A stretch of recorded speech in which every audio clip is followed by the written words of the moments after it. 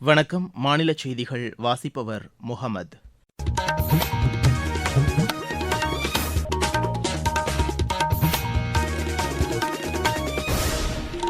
தலைப்புச் செய்திகள்.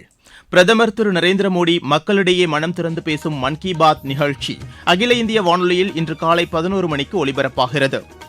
தேசிய வாக்காளர் தினம் இன்று கொண்டாடப்படுகிறது. வாக்காளர் பட்டியல் ஜனநாயக நடைமுறையின் அடித்தளமாக உள்ளது என்று தலைமை தேர்தல் ஆணையர் திரு கியானேஷ்குமார் தெரிவித்துள்ளார். தமிழகத்தில் சட்டம் ஒழுங்கு சீர்குலைந்துள்ளதாக பிஜேபி குற்றம் சாட்டியுள்ளது. இந்தியா நியூசிலாந்து அணிகளுக்கு இடையேயான 3வது டுவெண்டி கிரிக்கெட் போட்டி குவஹாத்தியில் இன்று நடைபெறுகிறது. இனி விரிவான செய்திகள். பிரதமர் திரு நரேந்திர மோடி மக்களிடையே மனம் திறந்து பேசும் மன் கி பாத் நிகழ்ச்சி அகில இந்திய வானொலியில் இன்று காலை 11 மணிக்கு ஒலிபரப்பாகிறது. நாட்டில் உள்ள அனைத்து வானொலி நிலையங்களும் இதனை அஞ்சல் செய்யும். பிரதமரின் உரை முடிந்தவுடன் அதன் தமிழாக்கத்தை சென்னை அகில இந்திய வானொலி ஒலிபரப்புகிறது. இது இரவு 8 மணிக்கு மறு ஒலிபரப்பும் செய்யப்படுகிறது. தமிழகம் மற்றும் புதுச்சேரியில் உள்ள அனைத்து வானொலி நிலையங்களும் இதனை அஞ்சல் செய்யும். தேசிய வாக்காளர் தினம் இன்று கொண்டாடப்படுகிறது. இதனையொட்டி புதுதில்லியில் நடைபெறும் நிகழ்ச்சியில் குடியரசுத் தலைவர் திருமதி திரௌபதி முர்மு சிறப்பு விருந்தினராக பங்கேற்கிறார். எனது இந்தியா எனது வாக்கு என்ற கருப்பொருளில் இந்த ஆண்டிற்கான வாக்காளர் தினம் கொண்டாடப்படுகிறது. ஜனநாயக நடைமுறைகள் குறித்து மக்களிடையே விழிப்புணர்வை ஏற்படுத்தும் வகையில் இந்த நிகழ்ச்சிக்கு ஏற்பாடு செய்யப்பட்டுள்ளதாக தேர்தல் ஆணையம் கூறியுள்ளது. இதனையொட்டி குடியரசுத் தலைவர் புதிய வாக்காளர்களுக்கு புகைப்பட வாக்காளர் அடையாள அட்டையை வழங்குகிறார். நிகழ்ச்சியில் தேர்தல் பணியில் சிறப்பாக செயல்பட்ட பல்வேறு பிரிவினருக்கு குடியரசுத் தலைவர் விருதுகளை வழங்குகிறார். தேர்தல் நடைமுறையில் தொழில்நுட்ப பயன்பாடு, சிறப்பான நிர்வாகம், வாக்காளர் விழிப்புணர்வு நிகழ்ச்சிகள் போன்றவற்றில் சிறப்பாக பணியாற்றியவர்களுக்கு இந்த விருதுகள் வழங்கப்படுகின்றன. சிறப்பாக பணியாற்றிய ஊடகங்களுக்கும் விருதுகள் வழங்கப்பட உள்ளன. இந்த விழாவில் மத்திய சட்டம் மற்றும் நீதித்துறை இணையமைச்சர் திரு அர்ஜுன் ராம் மெக்வால் பங்கேற்கிறார். வாக்காளர் பட்டியல் ஜனநாயக நடைமுறையின் அடித்தளமாக உள்ளது என்று தலைமை தேர்தல் ஆணையர் திரு கியானேஷ்குமார் தெரிவித்துள்ளார். தேசிய வாக்காளர் தினத்தை ஒட்டி அவர் விடுத்துள்ள அறிக்கையில், தகுதியான வாக்காளர்கள் பட்டியலில் இடம்பெறுவதை உறுதி செய்யும் வகையில் சிறப்பு தீவிர திருத்தப் பணிகள் மேற்கொள்ளப்பட்டு வருவதாக குறிப்பிடப்பட்டுள்ளது. 12 மாநிலங்கள் மற்றும் யூனியன் பிரதேசங்களில் வாக்காளர் பட்டியல் சிறப்பு தீவிர திருத்தப் பணிகள் சுமூகமாக நடைபெற்றதை சுட்டிக்காட்டியுள்ள அவர், எஞ்சியுள்ள மாநிலங்களில் விரைவில் இப்பணிகள் மேற்கொள்ளப்பட உள்ளதாக தெரிவித்துள்ளார். வாக்காளர்களுக்கு அனைத்து சேவைகளும் ஒரே இடத்தில் கிடைக்கும் வகையில் இசிஐ நெட் செயலி வடிவமைக்கப்பட்டுள்ளதாக அவர் கூறியுள்ளார். இது தேர்தல் ஆணையத்தின் தொழில்நுட்ப பயன்பாடு மற்றும் நிர்வாகத் திறனை வெளிப்படுத்துவதாக உள்ளது என்று தலைமை தேர்தல் ஆணையர் தெரிவித்துள்ளார்.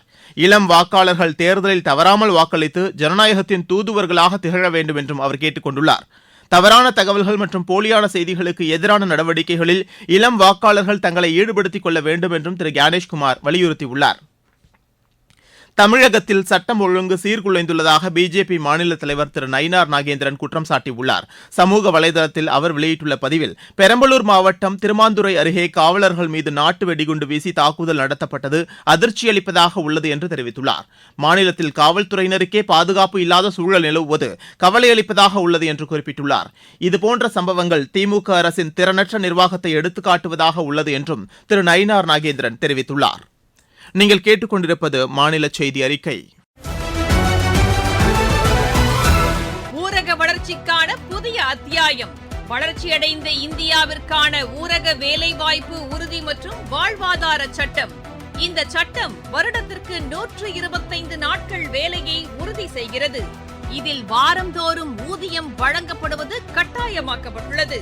பணி முடிந்த 15 நாட்களுக்குள் ஊதியம் வழங்குவதை உறுதி செய்வதற்கான அம்சங்களும் இதில் இடம்பெற்றுள்ளன.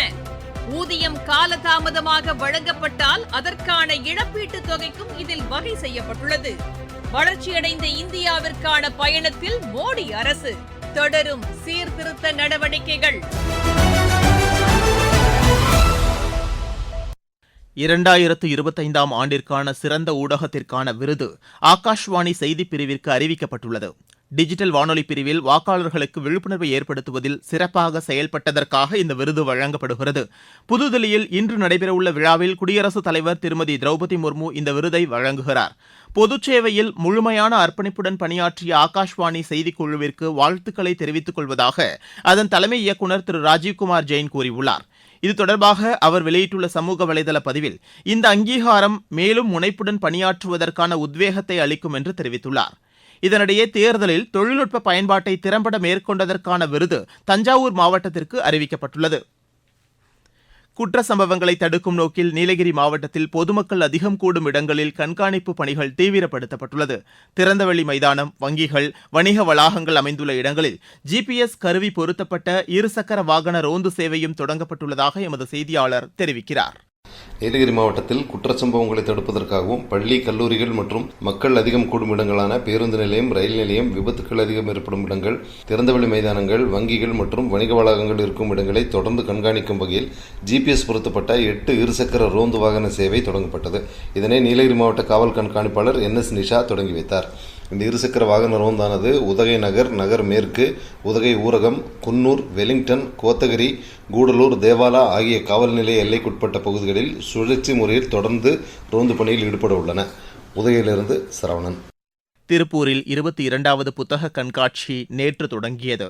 10 நாட்கள் நடைபெறவுள்ள இந்த கண்காட்சியில் குழந்தைகளுக்கான புத்தகங்கள் மற்றும் புகழ்பெற்ற எழுத்தாளர்களின் படைப்புகள் இடம்பெற்றுள்ளதாக எமது செய்தியாளர் தெரிவிக்கிறார். திருப்பூர் காங்கேயம் சாலை வேலன் ஹோட்டல் வளாகத்தில் 22வது திருப்பூர் புத்தக திருவிழா கண்காட்சியானது நேற்று துவங்கியது.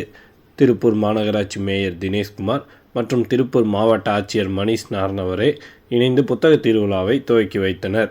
பிப்ரவரி 3ஆம் தேதி வரை நடைபெறும் இக்கண்காட்சியில் குழந்தைகளுக்கான நீதிநெறி கதைகள், வரலாற்று புத்தகங்கள், ஆய்வுக் கட்டுரைகள் என புகழ்பெற்ற எழுத்தாளர்களின் பல்வேறு படைப்புகள் காட்சிப்படுத்தப்பட்டுள்ளது. மேலும் புத்தக திருவிழாவில் புத்தகம் வாங்குபவர்களுக்கு கூடுதல் சலுகைகளும் அறிவிக்கப்பட்டுள்ளது. மகாத்மா காந்தி, அம்பேத்கர், பாரதியார், விவேகானந்தர் உள்ளிட்ட தலைவர்களின் படங்களுடன் செல்ஃபி பாயிண்டுகளும் அமைக்கப்பட்டுள்ளது. திருப்பூர் மாவட்டத்திலிருந்து சபரீஷ். சாலை விபத்துகளை தவிர்க்கும் நோக்கில் மாநிலம் முழுவதும் விழிப்புணர்வு நிகழ்ச்சிகள் நடத்தப்பட்டு வருகின்றன. சேலத்தில் நடைபெற்ற விழிப்புணர்வு நிகழ்ச்சியில் சாலை விதிகளை மதித்து நடக்க வேண்டும் என்று மாவட்ட துணை காவல் ஆணையர் திரு சுப்பிரமணிய பாலச்சந்திரா தெரிவித்தார். சேலம் சிட்டியில் லாஸ்ட் இயர் 24 கம்பேர் பண்ணும்போது 25ல் ஓவரால் ஆக்சிடென்ட் கம்மி இருக்குது. பட் ஃபெட்டல் ஆக்சிடென்ட் கம்மி பண்ணுறதுக்காக இது அவேர்னஸ் இருக்குது. 2 வீலர் யூஸ் பண்ணும்போது ப்ராப்பராக டிராஃபிக் ரூல் ஃபாலோ பண்ணணும், ட்ரங்க் அண்ட் டிரைவ் பண்ணக்கூடாது. And important helmet compulsory use பண்ணணும். அதை பற்றி அவேர்னஸ்க்காக சிவில் சொசைட்டி அப்புறம் போலீஸ் சைடில் நம்ம பைக் ரேலி கண்டக்ட் பண்ணிட்டு இருக்கோம். தமிழகத்தில் ஒரு சில இடங்களில் இன்று மிதமான மழைக்கு வாய்ப்புள்ளதாக வானிலை ஆய்வு மையம் தெரிவித்துள்ளது. செங்கல்பட்டு, விழுப்புரம், கடலூர், மயிலாடுதுறை ஆகிய மாவட்டங்களின் ஓரிரு இடங்களில் கனமழை பெய்ய வாய்ப்புள்ளதாகவும் அந்த மையம் கூறியுள்ளது. இருவரிச் செய்திகள். இறையாண்மை, நீதி மற்றும் பன்முகத்தன்மையை இந்தியா தொடர்ந்து கடைபிடித்து வருவதாக ஈரான் தூதர் திரு முகமது ஃபத்தாலி நன்றி தெரிவித்துள்ளார். சிரிய அரசுக்கும் குர்திஷ் போராட்டக்காரர்களுக்கும் இடையேயான பேச்சுவார்த்தையில் எவ்வித முடிவும் எட்டப்படவில்லை. மேற்கு வங்கத்தில் நடைபெற்று வரும் வாக்காளர் பட்டியல் சிறப்பு தீவிர திருத்தப் பணிகள் குறித்த புகார்களை அவ்வப்போது இணையதளத்தில் பதிவேற்ற தேர்தல் ஆணையம் அதிகாரிகளுக்கு அறிவுறுத்தியுள்ளது. ஜனநாயக நடைமுறைகள் குறித்து இளம் வாக்காளர்களிடையே விழிப்புணர்வை ஏற்படுத்தும் வகையில் பல்வேறு நிகழ்ச்சிகள் பெங்களூருவில் நடைபெற்றன. காஞ்சிபுரம் மாவட்டத்தில் இலவச வீட்டுமனை பட்டாக்களை பயனாளிகளுக்கு அம்மாவட்ட ஆட்சியர் வழங்கினார். திண்டுக்கல் மாவட்டம் பழனி வரதமா நதி அணையிலிருந்து பாசனத்திற்காக தண்ணீர் திறந்துவிடப்பட்டுள்ளது. திருவாரூர் மாவட்டம் மன்னார்குடி அருள்மிகு ராஜகோபால சுவாமி திருக்கோவிலில் வரும் 28ஆம் தேதி கும்பாபிஷேகம் நடைபெறவுள்ளது. வேலூர் மாவட்டம் பேரணம்பட்டு அருகே தோல் தொழிற்சாலையில் ஏற்பட்ட விஷவாயு கசிவு காரணமாக 2 பேர் உயிரிழந்தனர். சென்னையை அடுத்த சோழிங்கநல்லூரில் 2.5 கோடி ரூபாய் மதிப்பீட்டில் அமைக்கப்பட்டுள்ள 3 உடற்பயிற்சி கூடங்களை சென்னை மாநகர மேயர் திருமதி பிரியா திறந்து வைத்தார். விளையாட்டுச் செய்திகள். இந்தியா, நியூசிலாந்து அணிகளுக்கு இடையேயான 3வது டுவெண்டி கிரிக்கெட் போட்டி இன்று நடைபெறுகிறது. குவஹாட்டியில் இப்போட்டி இரவு 7 மணிக்கு தொடங்குகிறது. 19 வயதுக்குட்பட்டோருக்கான உலகக்கோப்பை கிரிக்கெட் போட்டியில் இந்தியா 7 விக்கெட் வித்தியாசத்தில் வெற்றி பெற்றது. புலாவாயோவில் நடைபெற்ற இப்போட்டியில் முதலில் பேட் செய்த நியூசிலாந்து அணி 135 ரன்னுக்கு ஆட்டம் இழந்தது. மழை காரணமாக ஆட்டம் 37 ஓவராக குறைக்கப்பட்டதுடன் 130 ரன் என்ற வெற்றி இலக்கு நிர்ணயிக்கப்பட்டது. இதனையடுத்து 130 ரன் எடுத்தால் வெற்றி என்ற இலக்கோடு ஆடிய இந்திய அணி 13.3 ஓவரில் 3 விக்கெட் இழப்பிற்கு வெற்றி இலக்கை எட்டியது. மீண்டும் தலைப்புச் செய்திகள். பிரதமர் திரு நரேந்திர மோடி மக்களிடையே மனம் திறந்து பேசும் மன் கி பாத் நிகழ்ச்சி அகில இந்திய வானொலியில் இன்று காலை 11 மணிக்கு ஒலிபரப்பாகிறது. தேசிய வாக்காளர் தினம் இன்று கொண்டாடப்படுகிறது. வாக்காளர் பட்டியல் ஜனநாயக நடைமுறையின் அடித்தளமாக உள்ளது என்று தலைமை தேர்தல் ஆணையர் திரு கியானேஷ்குமார் தெரிவித்துள்ளார். தமிழகத்தில் சட்டம் ஒழுங்கு சீர்குலைந்துள்ளதாக பிஜேபி குற்றம் சாட்டியுள்ளது. இந்தியா, நியூசிலாந்து அணிகளுக்கு இடையேயான 3வது டுவெண்டி கிரிக்கெட் போட்டி குவஹாட்டியில் இன்று நடைபெறுகிறது.